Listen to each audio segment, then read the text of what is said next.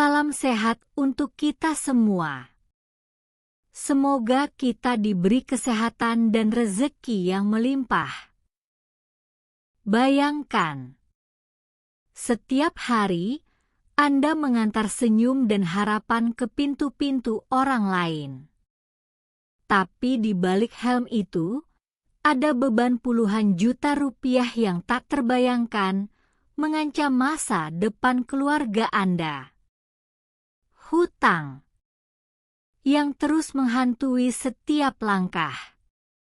Hidup di ujung tanduk, di antara tumpukan paket dan ancaman penagih. Bagaimana jika saya katakan, kurir paket ini berhasil melunasi semuanya? Mustahil. Kisah nyata perjuangan heroik yang akan membuat Anda menahan napas. Jangan beranjak, karena Anda akan menyaksikan keajaiban. Hidup ini terkadang aneh, bukan? Kita melihat orang-orang di sekitar kita melakukan pekerjaan mereka dengan senyum, seolah tak ada beban yang menggantung. Itulah yang sering kita lihat dari seorang Udin. Usianya 35 tahun, perawakannya sederhana, dengan seragam biru dan helm khasnya, dia adalah salah satu pahlawan tak terlihat di jalanan kita. Setiap hari, dari subuh hingga petang, Udin berkeliling, mengantar ribuan paket yang berisi harapan, kebahagiaan, atau sekadar kebutuhan sehari-hari bagi banyak orang. Tangannya cekatan, senyumnya ramah, dan sapaannya selalu hangat. Bagi pelanggan, Udin adalah kurir andalan, sosok yang selalu bisa diandalkan. Tapi di balik senyum itu, tersimpan kisah yang jauh lebih dalam, beban yang nyaris meremukan. Udin bukan hanya seorang kurir, dia adalah seorang kepala keluarga. Di sebuah rumah sederhana di pinggir kota, ada Siti, istrinya yang setia, dan dua permata hatinya, Adi yang berusia 7 tahun, dengan mata berbinar penuh rasa ingin tahu, dan si kecil Lia yang baru 4 tahun, polos dan selalu ceria. Bagi Udin, mereka adalah segalanya. Mereka adalah alasan dia bangun pagi buta, menerjang macet, hujan, atau panas terik. Setiap paket yang diantarnya adalah satu langkah lebih dekat untuk memenuhi impian sederhana mereka. Pendidikan yang layak untuk Adi dan Lia, makanan yang cukup di meja, dan mungkin, suatu hari nanti, rumah yang sedikit lebih nyaman. Namun, beberapa bulan terakhir, senyum Udin terasa hampa. Ada gurat kelelahan yang tak bisa disembunyikan di matanya, bahkan saat dia bercanda dengan anak-anaknya. Atmosfer di rumah pun berubah. Tawa Lia masih sering terdengar, tapi Siti lebih sering terlihat termenung, jari-jarinya sibuk menghitung sisa beras atau mencermati daftar belanja yang tak pernah seimbang dengan pendapatan. Suara tawa yang dulu memenuhi rumah, kini sering terinterupsi oleh nada dering ponsel Udin yang misterius, yang selalu dia angkat menjauh dari telinga Siti, dengan bisikan-bisikan tegang dan raut wajah cemas. Awalnya, Udin dan Siti hidup cukup pas-pasan, tapi selalu merasa berkecukupan. Mereka pandai mengatur keuangan, hidup hemat, dan bermimpi membangun masa depan yang lebih baik sedikit demi sedikit. Tapi kemudian, badai itu datang. Badai dalam bentuk hutang puluhan juta rupiah. Ini bukan karena gaya hidup boros atau keinginan mewah. Ini adalah konsekuensi dari sebuah keputusan putus asa di tengah kondisi genting. Semuanya berawal saat Adi, putra sulung mereka, tiba-tiba jatuh sakit parah. Demam tinggi tak kunjung turun, dan nafasnya mulai memberat. Panik melanda Udin dan Siti.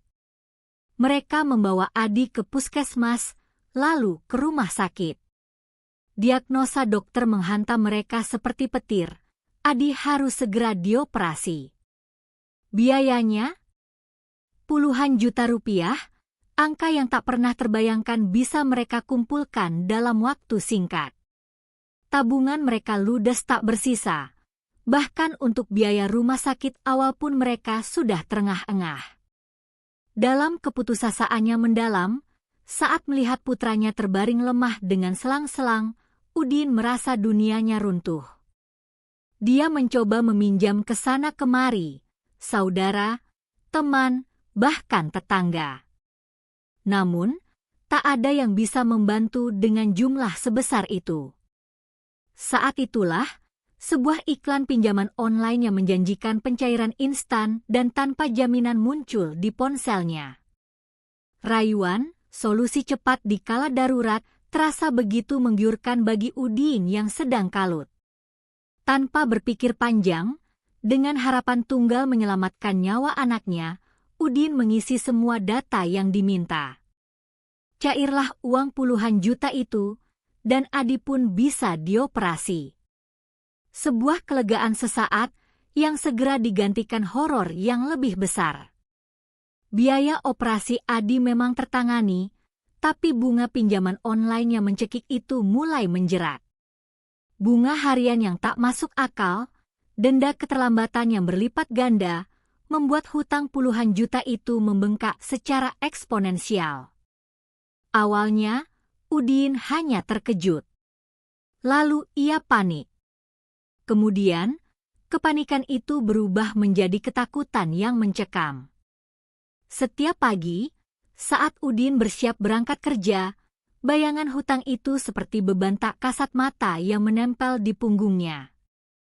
Sepanjang hari, di antara deru motor dan hiruk-pikuk jalanan, pikirannya terus berputar, mencari cara melunasi hutang yang seolah tak berujung. Dia mulai mengabaikan makan siangnya, membawa bekal air putih dari rumah agar bisa menghemat. Tidurnya tak pernah nyenyak, dihantui mimpi buruk tentang penagih hutang yang datang ke rumah, tentang masa depan anak-anaknya yang gelap. Ketakutan itu paling terasa saat malam tiba. Setiap kali ponselnya bergetar dengan nomor tak dikenal, jantung Udin serasa copot. Pesan-pesan bernada ancaman mulai berdatangan, menyebut nama lengkapnya, alamat rumahnya, bahkan sekolah anaknya. Itu bukan lagi sekadar tagihan, itu adalah teror. Dia berusaha menyembunyikannya dari Siti, tapi Siti, dengan naluri seorang istri, tahu ada yang tidak beres.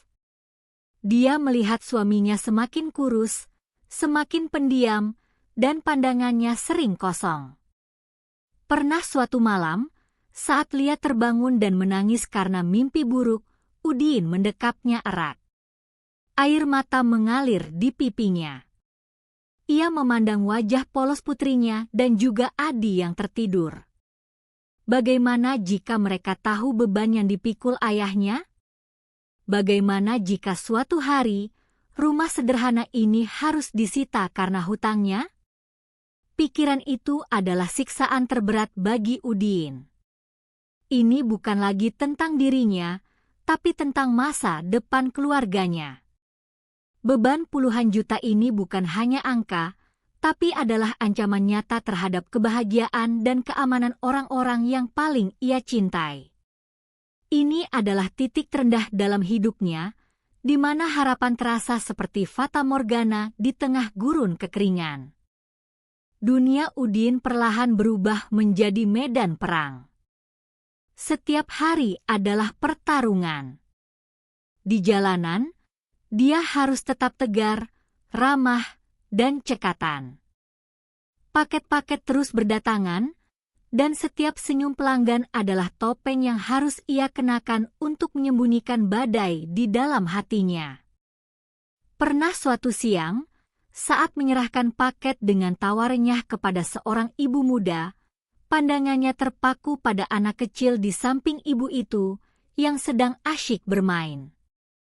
Seketika, bayangan Adi dan Lia melintas, disusul bisikan-bisikan tagihan yang seolah menggema di telinganya. Dadanya sesak. Ia harus menarik napas dalam-dalam, mengangguk sopan, dan buru-buru berlalu, takut air mata yang sudah mengumpul di pelupuk matanya tumpah di depan orang asing. Beban hutang itu bukan hanya soal angka, tapi juga soal teror mental yang tak berkesudahan. Ponselnya, yang dulu adalah alat komunikasi dan penunjuk arah, kini menjadi sumber ketakutan utama. Setiap nada dering tak dikenal, setiap notifikasi pesan dari nomor asing adalah pemicu serangan panik. Jantungnya berdebar kencang, keringat dingin membasahi pelipisnya. Kata-kata kasar, ancaman mengerikan, hingga foto-foto Udin dan keluarganya yang entah didapat dari mana, mulai bertebaran di grup-grup WhatsApp teman-temannya. Ia merasa telanjang, tak berdaya, seolah seluruh dunia tahu aibnya. Malam-malam yang seharusnya menjadi waktu istirahat, berubah menjadi siksaan. Telepon-telepon dari penagih hutang tak mengenal waktu, terkadang dini hari, membuat Udin terbangun dengan tubuh gemetar, berusaha menekan suara agar tidak membangunkan Siti dan anak-anak. Yang paling menghancurkan adalah saat ia melihat dampak teror ini pada Siti. Istrinya, yang biasanya ceria dan penuh semangat, kini sering terdiam, matanya kosong menatap keluar jendela. Siti tahu ada yang tidak beres. Dia sering melihat Udin termenung di sudut ruangan, bahunya merosot, atau saat Udin tiba-tiba berteriak dalam tidur, menyebut-nyebut angka dan nama yang tidak ia kenal. Pernah suatu hari, Udin menemukan Siti menangis sesenggukan di dapur, memegang selembar kertas tagihan yang entah bagaimana bisa Siti temukan. Itu adalah momen yang menghancurkan Udin. Ia merasa gagal total. Gagal melindungi keluarganya, gagal menjaga ketenangan mereka. Di titik terendah itu, pikiran-pikiran gelap mulai membayangi. Pernah ia berpikir untuk menghilang saja. Kabur dari semua ini, meninggalkan semua beban. Atau mungkin, melakukan hal nekat agar semua ini berakhir. Dunia terasa begitu sempit, jalan keluar seolah tak ada. Namun, setiap kali pikiran itu melintas, wajah polos Adi dan Lia muncul di benaknya. Tawa mereka yang renyah, pelukan mereka yang hangat, adalah jangkar yang menahan Udin dari jurang kehancuran. Tidak, aku tidak bisa menyerah.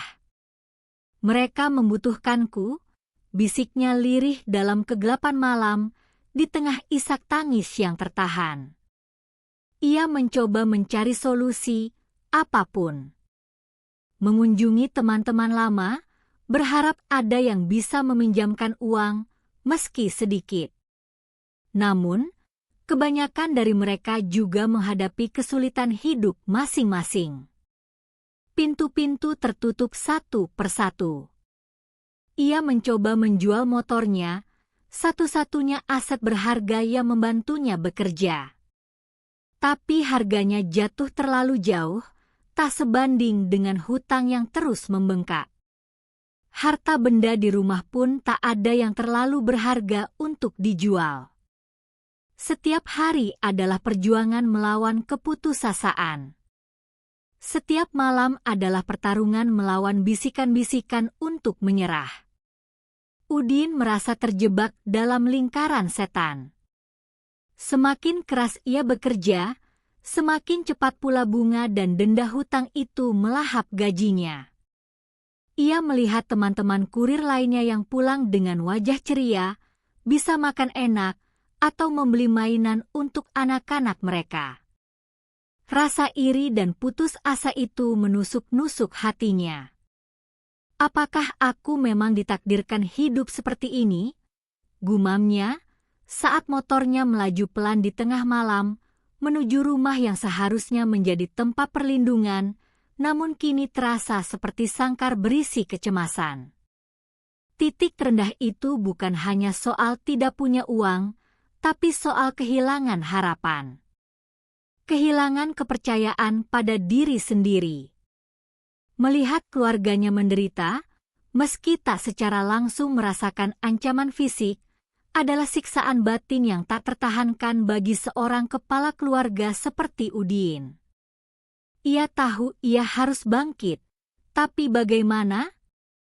Di mana kekuatan itu harus dicari ketika setiap sumber daya, fisik, mental, finansial, terasa sudah terkuras habis? Ini adalah momen di mana Udin merasa benar-benar sendirian di tengah badai, tanpa tahu kapan badai itu akan reda. Dalam kegelapan malam, di tengah keputusasaan mencekam, terkadang cahaya kecil itu muncul dari tempat yang tak terduga. Bagi Udin, titik balik itu datang bukan dari nasihat ahli keuangan atau undian berhadiah, melainkan dari sebuah momen paling sederhana dan murni, senyum tidur putrinya, Lia. Suatu malam, setelah seharian penuh menerjang panas dan debu, setelah berkali-kali jantungnya berdebar karena teror telepon penagih, Udin pulang dengan tubuh nyaris remuk. Ia melihat Lia tertidur pulas di pangkuan Siti, dengan tangan kecilnya menggenggam erat mainan lusuh.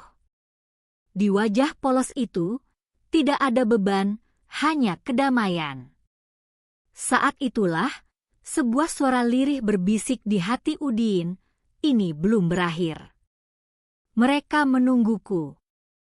Air mata yang tadinya adalah simbol keputusasaan, kini berubah menjadi tetesan tekad. Udin bangkit, perlahan tapi pasti. Ia tahu, menyerah bukanlah pilihan.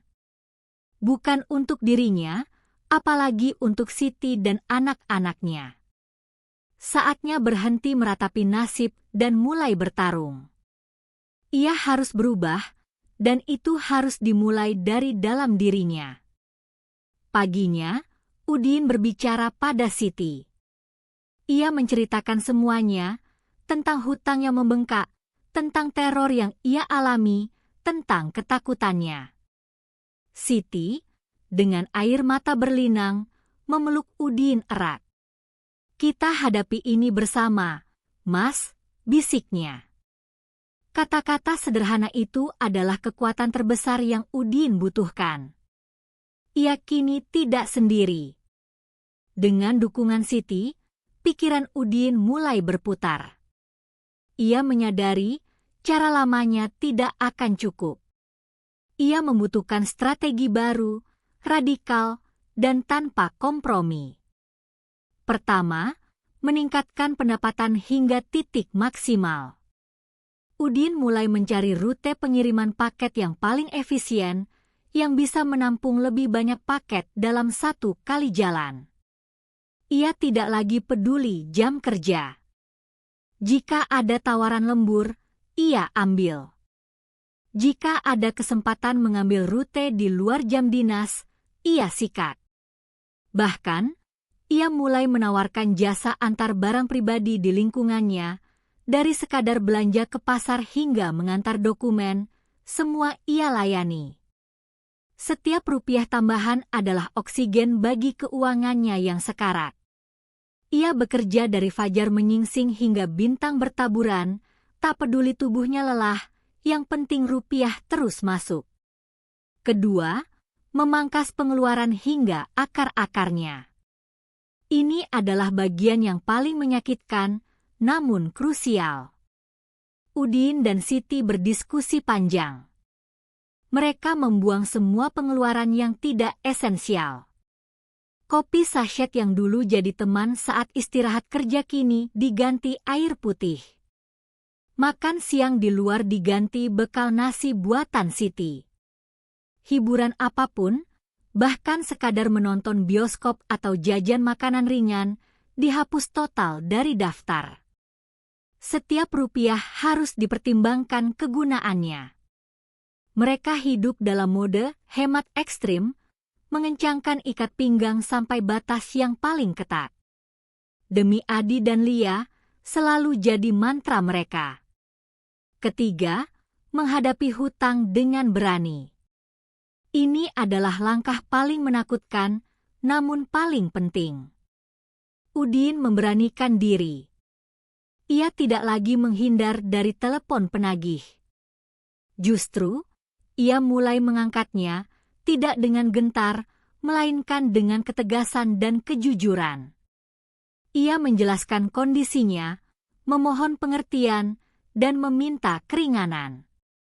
Ia bahkan mencari informasi tentang cara negosiasi hutang, belajar dari pengalaman orang lain.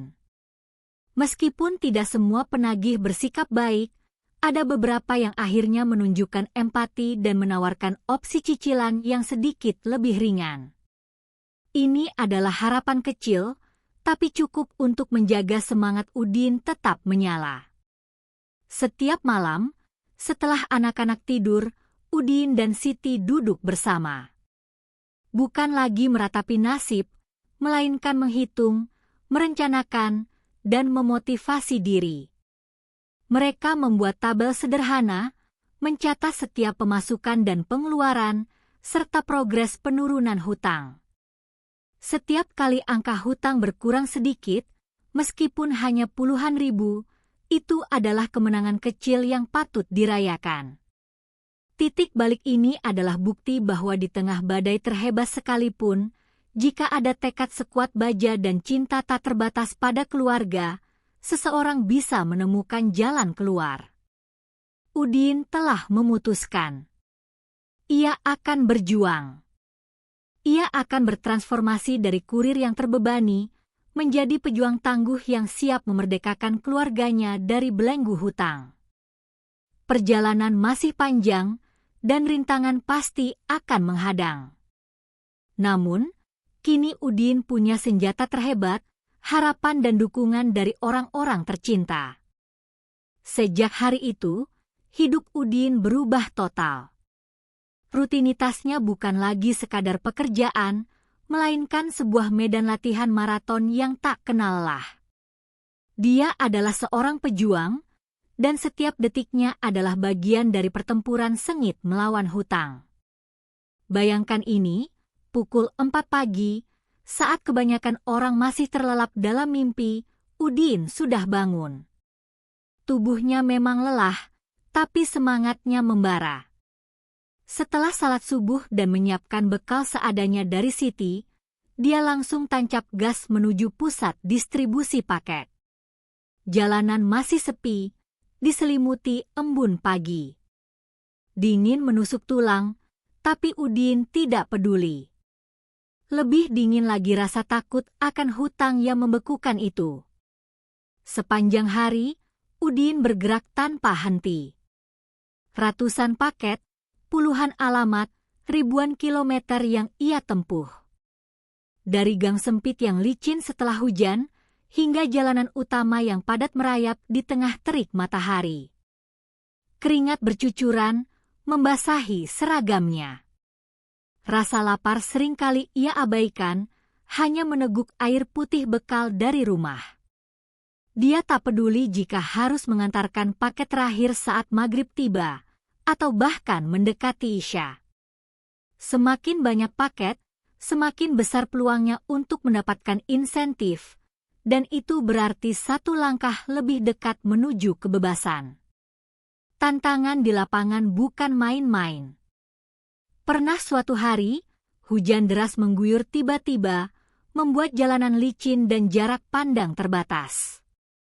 Motor Udin tergelincir, dan beberapa paket basah. Panik melanda. Untungnya, kerusakan paket tidak parah, dan ia berhasil menyelesaikannya. Tapi, motornya sempat mogok di tengah jalan. Tanpa pikir panjang, ia mendorong motornya berkilometer-kilometer mencari bengkel terdekat. Waktu terus berjalan, dan target pengiriman harus tercapai. Di momen-momen seperti ini, keputusasaan sering menyeruak, berbisik untuk menyerah. Namun, Udin hanya melihat wajah Adi dan Lia yang bergantung padanya. Pikiran itu memberinya kekuatan ekstra yang entah dari mana. Di sisi lain, perjuangan ini juga menguras emosi. Terkadang, ia bertemu pelanggan yang cerewet atau mendapat komplain yang tidak beralasan. Udin harus menelan ludah, tersenyum, dan tetap profesional. Malam harinya, setelah pekerjaan utama selesai, Udin tidak langsung pulang. Ia akan berkeliling kompleks, menawarkan jasa antar barang tambahan. Dari mengantar makanan, membeli kebutuhan di toko, hingga mengirimkan dokumen kecil. Penghasilan tambahan ini memang tidak seberapa, tapi setiap lembar rupiah adalah hasil tetesan keringatnya, murni dan berarti. Ada kalanya, harapan itu nyaris padam. Hutang puluhan juta terasa seperti monster raksasa yang tak pernah kenyang. Setelah berbulan-bulan bekerja gila-gilaan, uang yang terkumpul terasa begitu lambat. Bunga dan denda dari pinjaman online itu seolah berlomba, seringkali lebih cepat dari kemampuan Udin mencari uang. Ada momen ketika Udin melihat tabel hutangnya, dan angkanya seolah tak bergerak. Ia merasa sangat lelah, bukan hanya fisik, tapi juga mental. Sampai kapan ini akan berakhir? Gumamnya pada suatu malam, saat ia tertidur di teras rumahnya, saking lelahnya bahkan tak sempat masuk ke kamar. Namun, di tengah kelelahan itu, ada Siti. Istrinya itu tidak pernah mengeluh. Dia selalu menyiapkan makanan paling sederhana namun penuh cinta, memijit kaki Udin yang pegal sepulang kerja, dan selalu menyemangati dengan kata-kata tulus.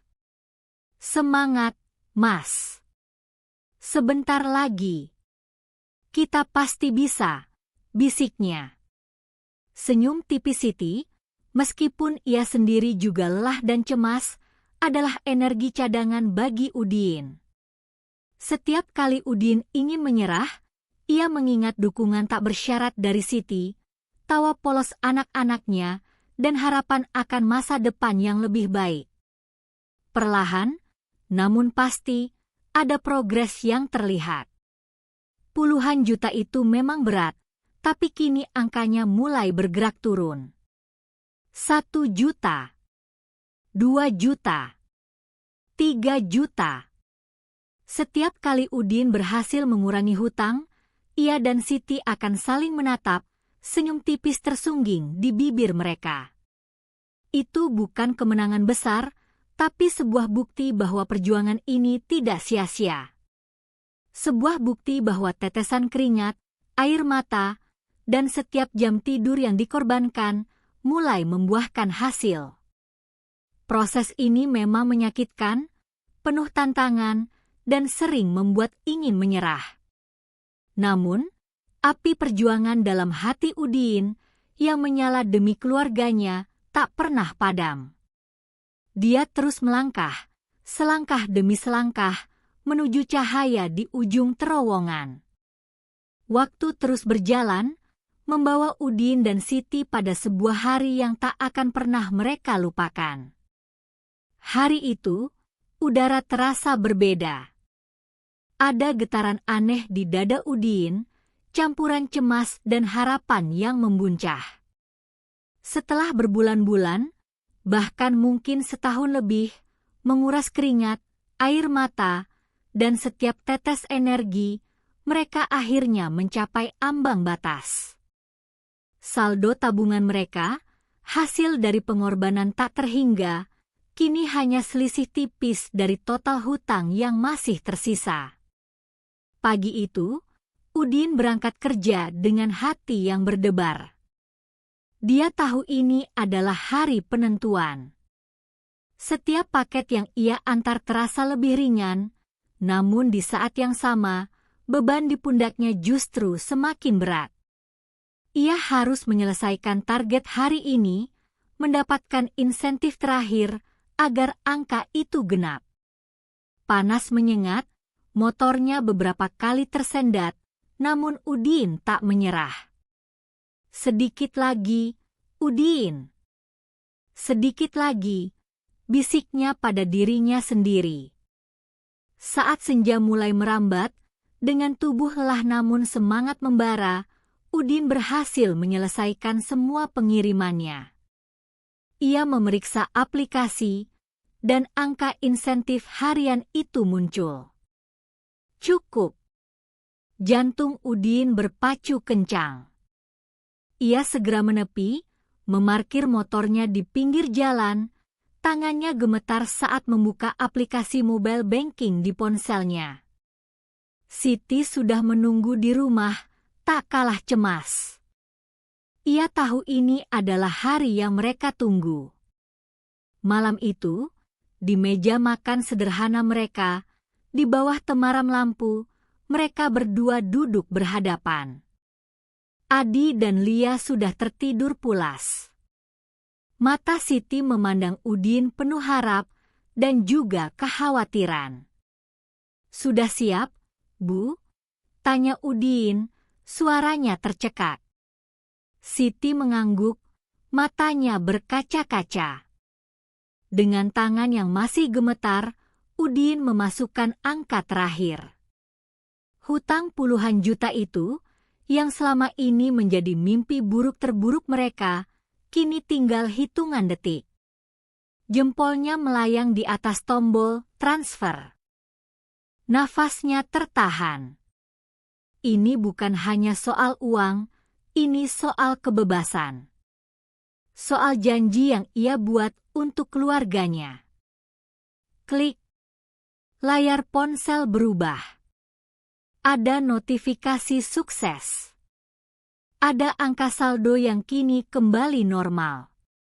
Ada sebuah pesan singkat dari pihak pinjaman online yang dulu menerornya, kini hanya berisi konfirmasi pelunasan. Tidak ada kata-kata. Hanya keheningan yang menyelimuti. Kemudian, pecah. Udin menatap Siti, matanya berkaca-kaca. Siti menatap Udin, bibirnya bergetar. Tak ada kata-kata yang terucap, hanya air mata yang mengalir deras dari mata keduanya. Itu adalah air mata lega, air mata kebahagiaan, air mata haru yang tak terbendung. Siti meraih tangan Udin, menggenggamnya erat, seolah tak percaya. "Lunas, Bu. Lunas," bisik Udin, suaranya parau karena menahan tangis. Siti tak sanggup menjawab, ia hanya memeluk Udin erat, sangat erat, seolah ingin memastikan bahwa ini semua nyata. Pelukan itu adalah puncak dari segala perjuangan, penantian, dan penderitaan mereka. Di tengah pelukan itu, terlintas di benak Udin setiap tetes keringat yang jatuh, setiap jam tidur yang dikorbankan, setiap hinaan yang ia telan, setiap ancaman yang ia hadapi. Semuanya kini terbayar lunas.